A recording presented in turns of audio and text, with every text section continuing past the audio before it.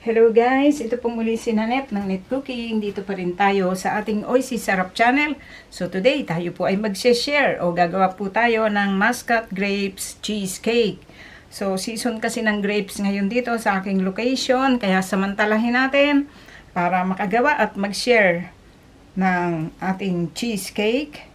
Na gamit natin ay itong Muscat Grapes o itong green. Ganda niya, oh, very shiny. So, ito po ay pwede natin kainin. Kasama na rin itong yung balat niya. At seedless po ito. Wala na siyang buto. Wala siyang buto. Meron din tayo dito yung black o itong red. Kaya lang, kukunti siya eh. So, napakatamis po nitong grapes na to. Okay, at ito pa iba nating kailangan. So, ito po ay gagawa tayo ng biscuit base.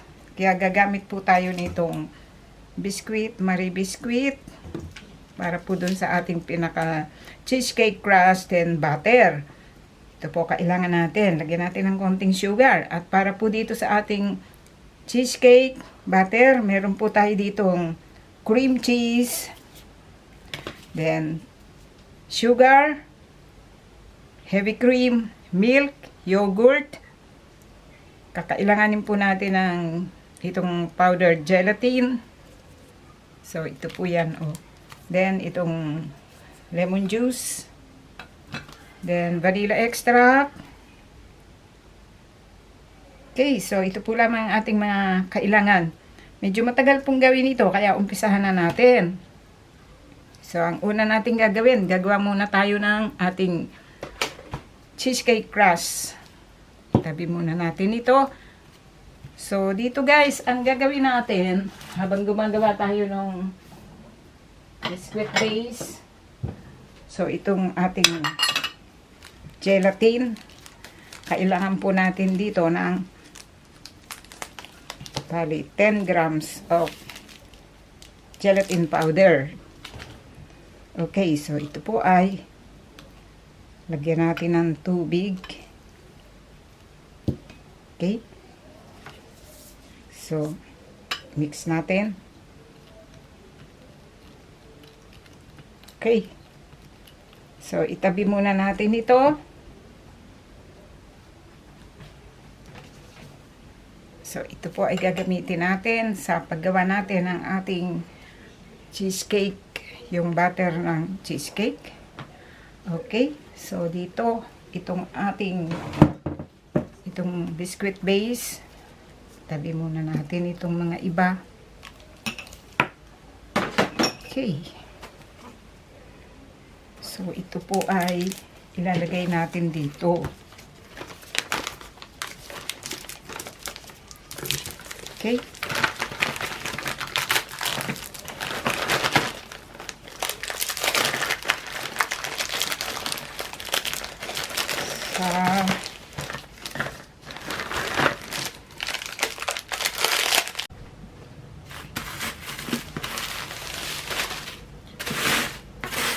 Okay, so ayan.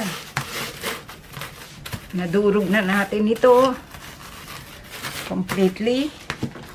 So, ang gagawin natin,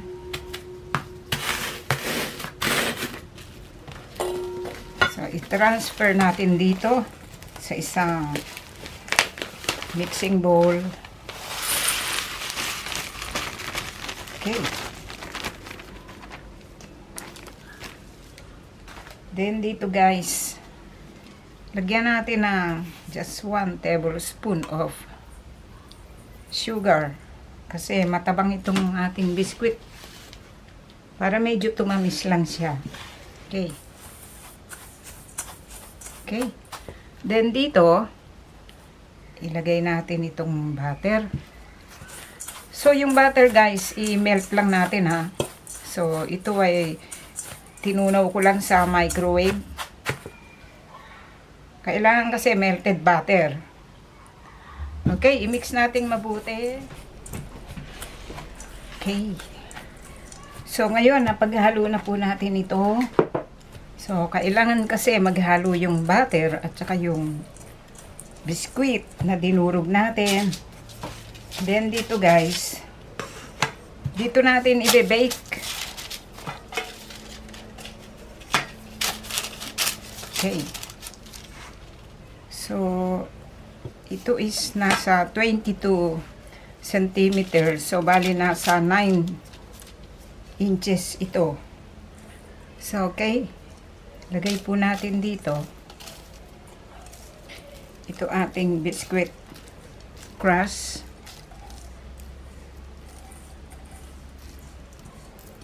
Okay.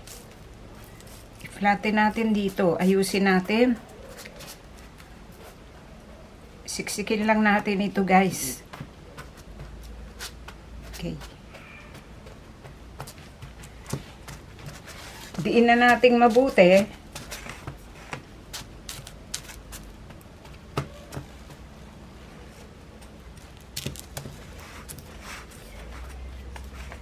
Okay.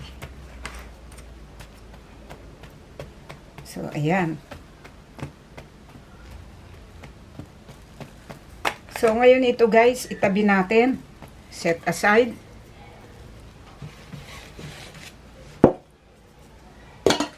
Then, dito guys. Meron tayo dito yung cream cheese. Yan. So, itong ating gagamiting cream cheese, siguraduhin lang po natin na nasa room temperature para mas madali po nating magawa ito. So,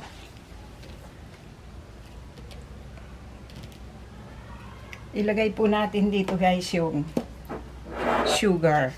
Paghaluin natin. Then, i-break natin.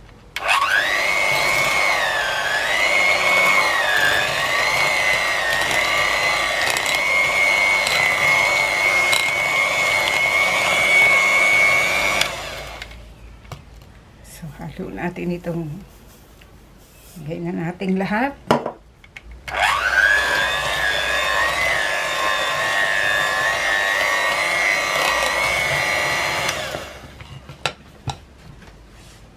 Then guys, itong ating ginawang, itong gelatin kanina.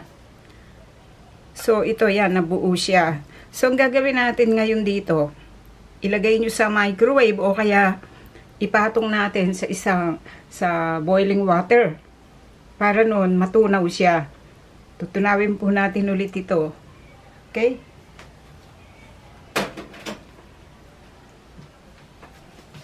So ituloy-tuloy natin ito. So yung ating gelatin, inilagay lang natin sa yung bagong kulong tubig. So habang ginagawa natin ito.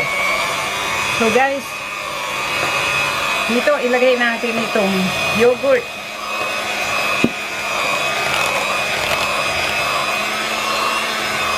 Then itong milk.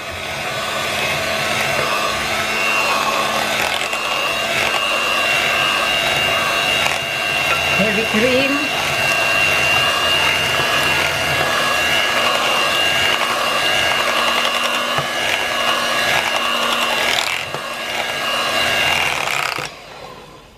Then, lagyan po natin ng 1 tablespoon of lemon juice. Ito. Oops. Then, 1 teaspoon of vanilla. Okay? So, i-mix ulit natin.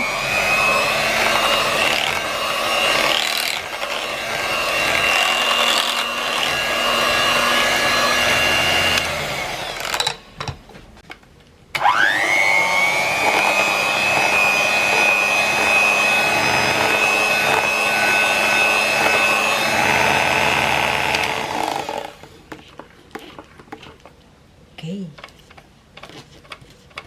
So, ngayon, pwede na ito. Ang gagawin po natin, so, narito yung ating gelatin. So, ang ginawa natin dito, nilagay lang natin dito sa mainit na tubig at para matunaw. So, ayan. So, gagawin natin, ihalo natin dito. Then, i-mix natin.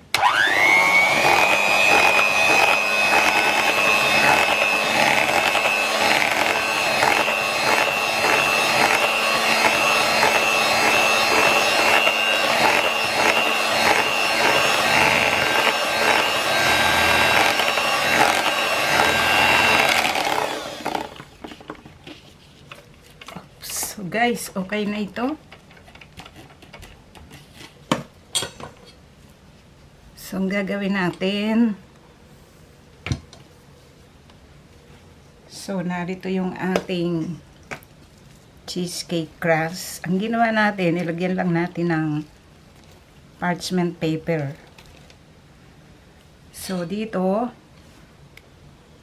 ay ilalagay po natin itong ating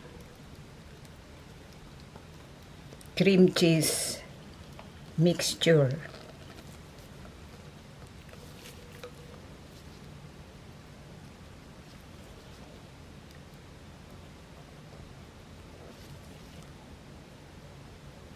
Okay. So, ito guys ay ilalagay natin sa ref hanggang mag-firm siya. Maghihintay na lang tayo. Okay, then ngayon guys, narito na po yung ating cheesecake. Pagkaraan ng 5 oras na nailagay po natin sa ref. So, ayan, nag-firm na siya completely. At ang gagawin natin ngayon, gagawa po tayo ng jelly na ilalagay natin doon sa topping. So, ngayon, meron tayo ditong gelatin powder.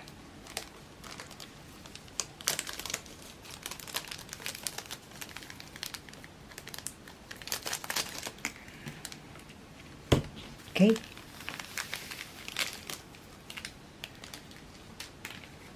So, lagyan natin ng tubig. I-mix natin.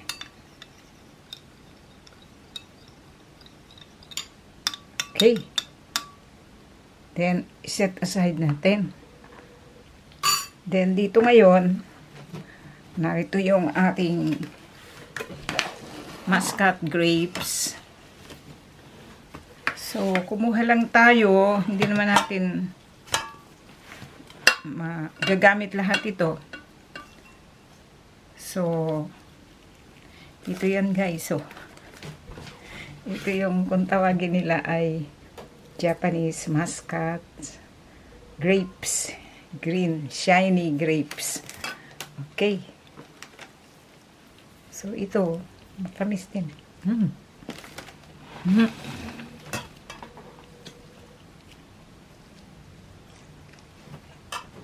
Ang gagawin natin ngayon dito guys. Napakain ako, sorry. Okay. Ang gagawin natin,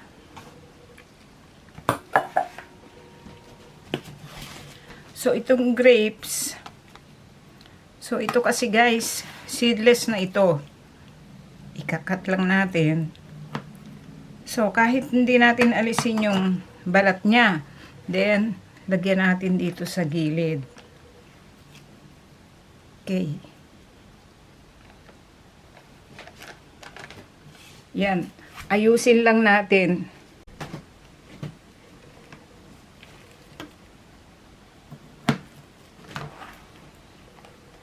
Okay. So, idiin natin para hindi siya.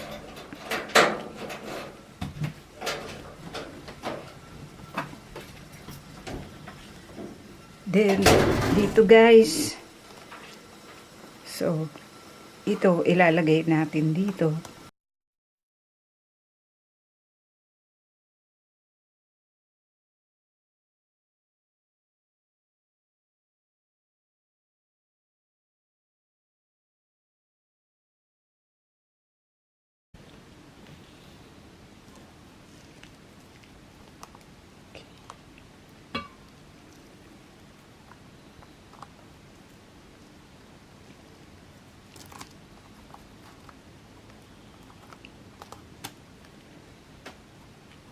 Okay.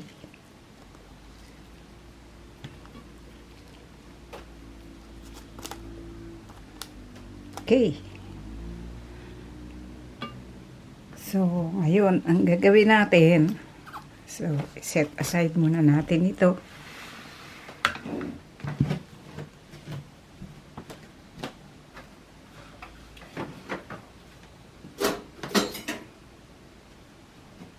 Then, dito guys, meron tayo dito yung ito yung pinakuluan natin yung tubig. So, ininit natin. Then, before siyang kumulo, hindi natin hinayaang kumulo siya. So, before kumulo, hinango natin. Lagyan natin ng sugar.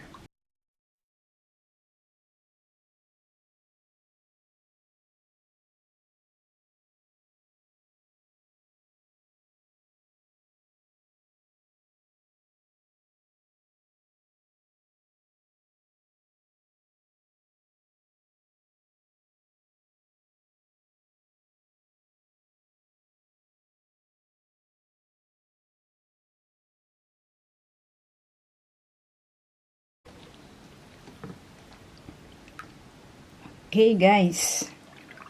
Okay, so ngayon, mag-cool down na itong ating gelatin.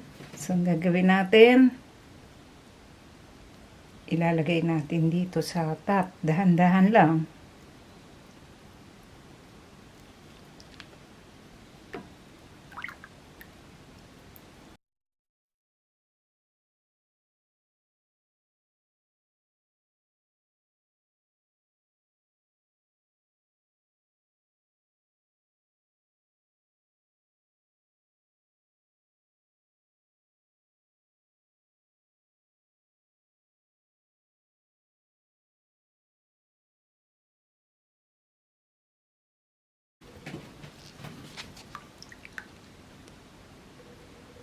Okay. So ngayon, ilalagay na natin ito lahat.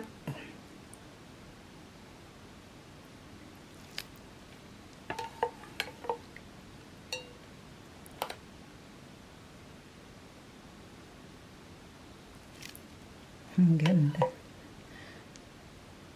Okay.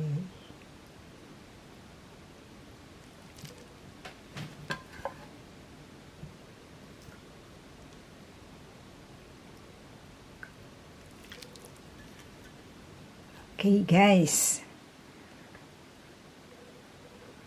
So, ngayon, ang gagawin natin dito, ilalagay natin sa ref hanggang mag-firm na siya doon. Okay. So, medyo, yan. Pero ano na siya, oh. Naka-steady na itong mga grapes. Then, after 5 hours na nailagay po natin sa ref, itong ating mascot cheesecake. Okay, so alisin natin itong plastic wrap. Okay, ayan. Nag-firm na completely itong ating gelatin.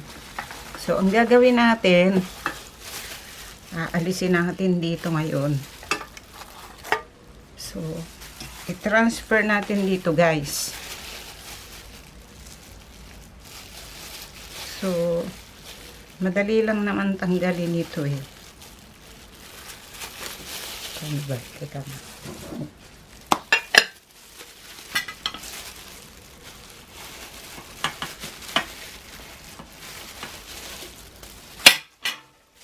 Okay. So, dito,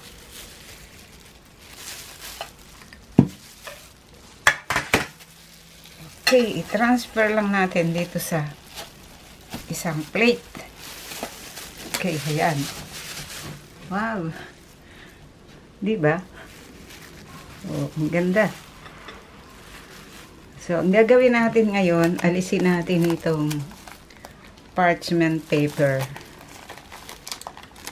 Saan ba yung umpisa? Ayan, dito.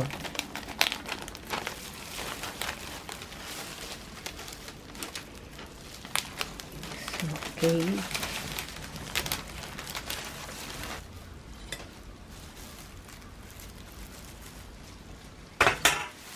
Okay. So, narito guys yung loob ng ating cheesecake. Wow. Then, diba oh, gorgeous. Ang ganda. Okay. Then, ngayon, Meron tayo dito yung ating coffee. Yan. Mag-coffee break tayo, guys. With a cube of sugar. Hindi ako nagmi-milk eh. Sugar lang. Then, pwede na po natin itong iserve at kainin, guys. Okay. So, sana po ay nagustuhan nyo ang pagkaka-share natin dito o pagkakagawa po natin dito sa ating muscat grape cheesecake. No bake ito, guys, ha? So, napaka-simple lang at napakadaling gawin. Akala nyo lang siya mahirap gawin. Hindi naman siya mahirap. Medyo matrabaho lang. Kaya lang, very interesting po gumawa nitong ating muscat grape grape cheesecake. So, yan. May natira tayong isa pa, oh. Gagawa ulit tayo. Okay, guys. Sana po nagustuhan nyo ang pagkakashare natin dito. Marami pong salamat. Dito po muli si Nanette ng Net Cooking. Dito pa rin tayo sa ating OIC Sarap Channel. Thank you po. Bye!